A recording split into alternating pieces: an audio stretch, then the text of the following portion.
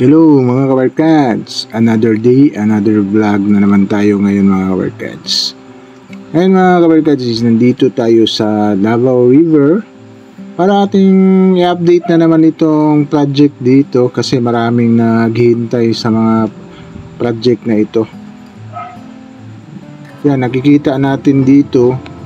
Iba talagang klase pala ito mga kabarkads. So yan, nakikita nyo na yung mga bakal. Yan pala ang magta-travel sa mga flooring niya. Last nag-update tayo, hindi na siya ganun ka anong tawag na parang nagtaas siya yung flooring niya. Yan para mag-connect dito at mag-connect doon sa kabila. Hanggang makuha na ibang klase talaga ito mga kabarkads. Update lang natin ito para makita ninyo kung ano ba yung klaseng pagkagawa na tulay na ito dito sa Bukana, Davao River. Ito yung latest update natin. Yan, let's go!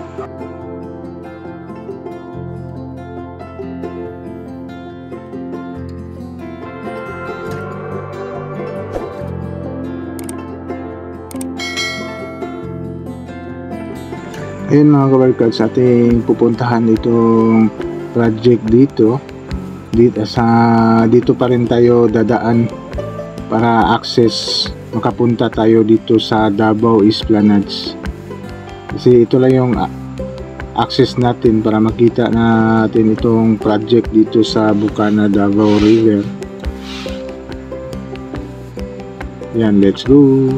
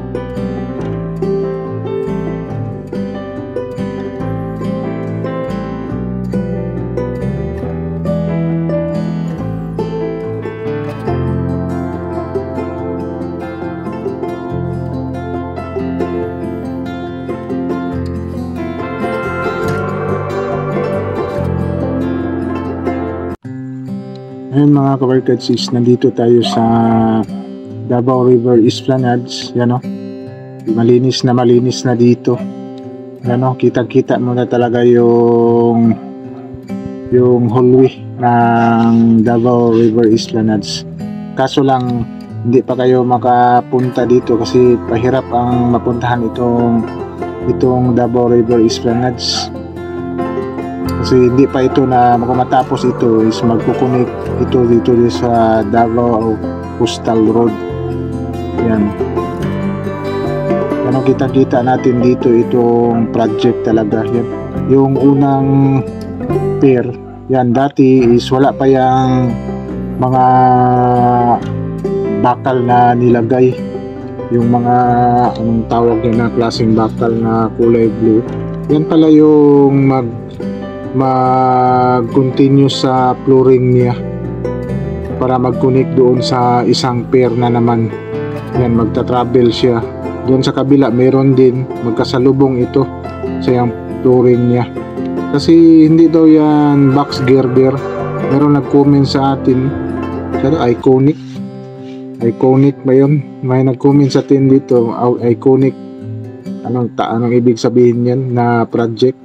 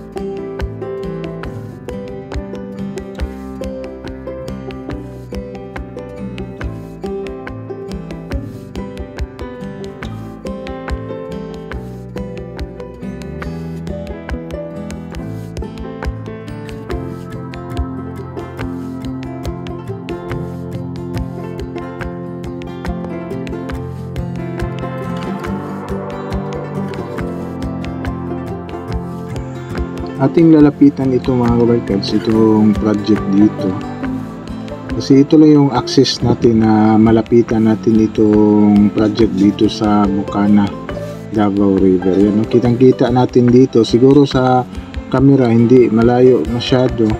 Ito sa akin is malapit na itong project dito mga kabarkads, napakaganda talaga tingnan, lalo na yung side sa may Bukana side papunta ng Boulevard.